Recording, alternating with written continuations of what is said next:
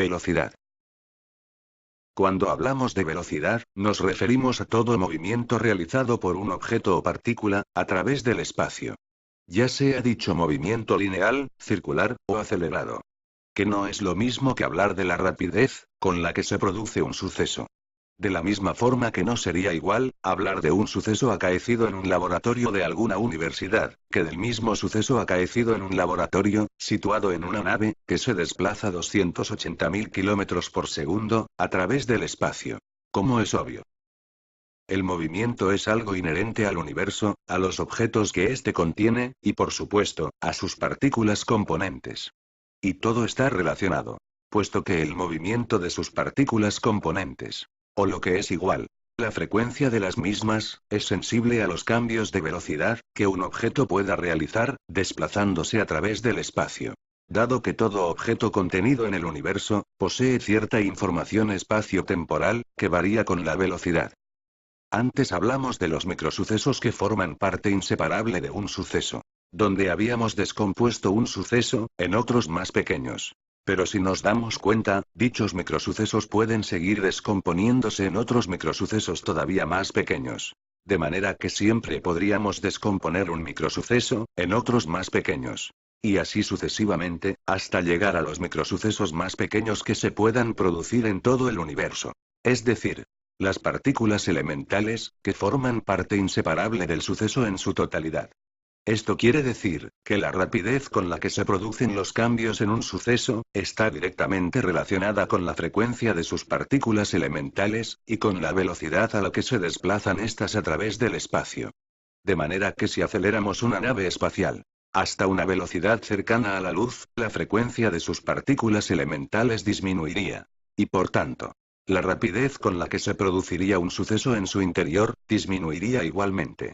Como ya se habrán dado cuenta, hablamos de la dilatación temporal, expresada en la teoría de la relatividad de Einstein. Pero con una salvedad. En dicha teoría se habla solo de la dilatación temporal.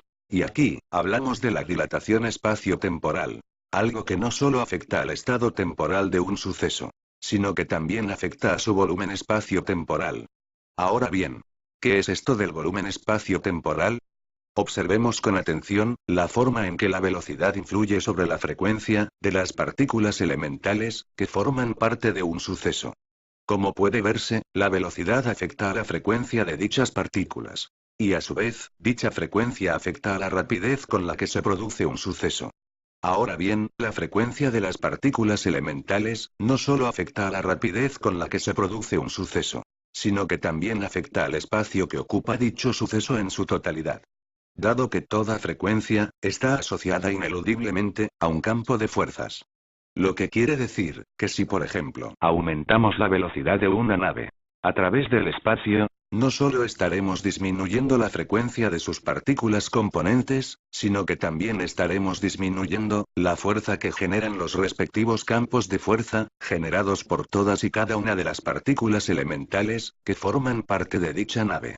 ¿Y qué pasa si disminuimos la fuerza con que se atraen unas partículas a otras? Pues que la distancia que separa unas partículas de otras, aumentará. Dado que la fuerza con la que se atraen entre ellas es menor. Lo que afectará al tamaño del átomo, que aumentará. Lo que a su vez, repercutirá en el tamaño de la nave espacial, que aumentará de tamaño. Aunque dicho aumento de tamaño, no pueda percibirse a simple vista. Puesto que incluso los seres que viajen en su interior, habrán aumentado igualmente de tamaño, y en igual proporción. Ahora, imagínese un ser humano con un tamaño 2 veces superior a lo normal. Tendrá un corazón 2 veces más grande, que late 2 veces más lento. Asimismo, podemos observar, que al aumentar el tamaño de un objeto, su masa también aumentará. Y como la energía de un objeto es proporcional a su masa, y a su velocidad, también lo hará su nivel de energía. Es por ello que decimos, que la masa y la energía, aumentan cuando aumentamos la velocidad de un objeto. Debido a que el tamaño de dicho objeto, aumenta. Es por ello, que la dilatación no solo es temporal, sino espacio-temporal. Por tanto, y a modo de resumen, podemos decir que a mayor velocidad, menor frecuencia. Es decir, que el movimiento de las partículas elementales, es más lento. Puesto que giran a menor velocidad. Por lo que la rapidez con la que se producirán los cambios en un suceso, se ralentizará, con respecto a otro que se produzca a menor velocidad. Asimismo, como las partículas elementales emiten un campo de fuerzas, podemos observar que a mayor velocidad, más se debilita el campo de fuerzas que generan. Lo que provocará un aumento de tamaño, en todas y cada una de las partículas que componen la materia. Lo que afectará al tamaño de un objeto, o suceso en cuestión.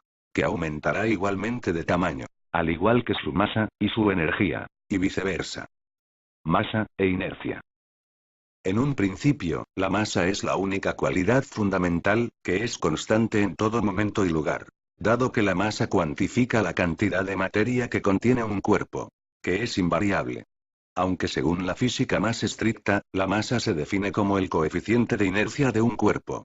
La masa es una propiedad intrínseca de los cuerpos. Y es independiente de la intensidad de los campos gravitatorios, así como de cualquier otro efecto.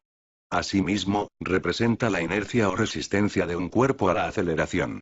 En cambio, el peso de un cuerpo no es una propiedad intrínseca del mismo, ya que depende tanto de la intensidad del campo gravitatorio que afecte a dicho cuerpo, como de la masa del mismo. Sin embargo, si nos introducimos en los entresijos de la relatividad, existe lo que se llama masa relativista, que se define como la magnitud que mide la energía total de cualquier sistema físico, y cuyo valor cambia con la velocidad. Entrando de lleno en la relación de equivalencia entre masa y energía. De tal forma que la masa relativista de un sistema, es directamente proporcional a su energía, y a su velocidad. Y como la energía de un cuerpo puede cambiar, el valor de su masa quedará entonces determinado en cada instante, por su contenido de energía.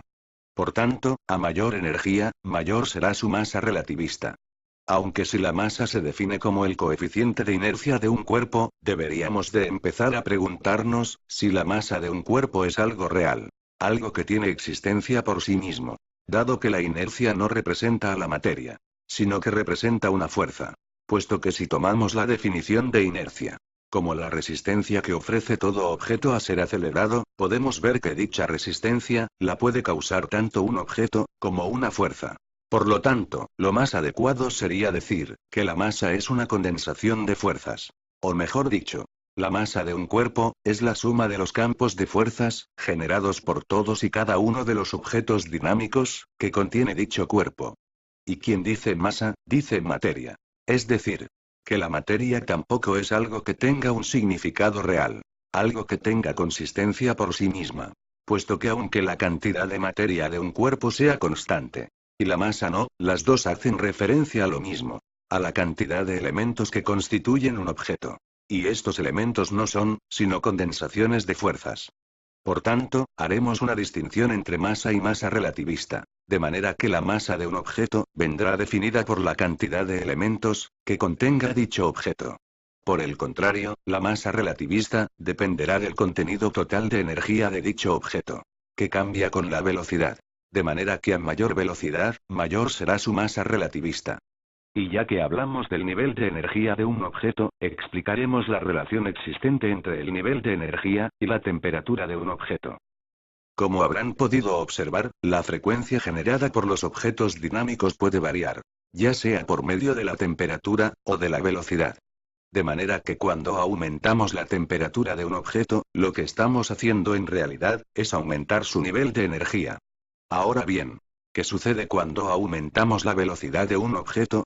Pues que su nivel de energía aumenta. Por lo que todo aumento del nivel de energía, conllevará un aumento de velocidad en sus partículas componentes. Puesto que todo nivel de energía, está asociado a una velocidad determinada. De modo que cuando calentamos un objeto, sus partículas comienzan a vibrar y a moverse más rápidamente, precisamente porque el nivel de energía que le estamos aplicando, corresponde a una velocidad superior, a la que tienen en ese momento.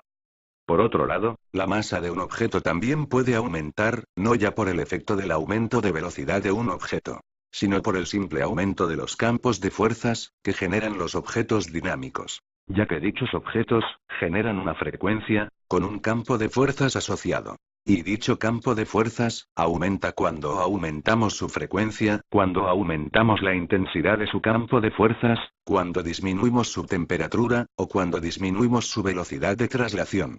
De manera que si aumenta la fuerza de atracción de dichos objetos, atraerán con más fuerza a las partículas y materia que tengan a su alrededor. Por lo que su masa tendrá tendencia a aumentar, por medio de la acreción de materia. Que es precisamente lo que ocurre, por ejemplo, con los agujeros negros. Que son objetos que aumentan de masa, debido a su alta frecuencia, y a su gran intensidad de masa. Lo que genera un fuerte e intenso campo de atracción.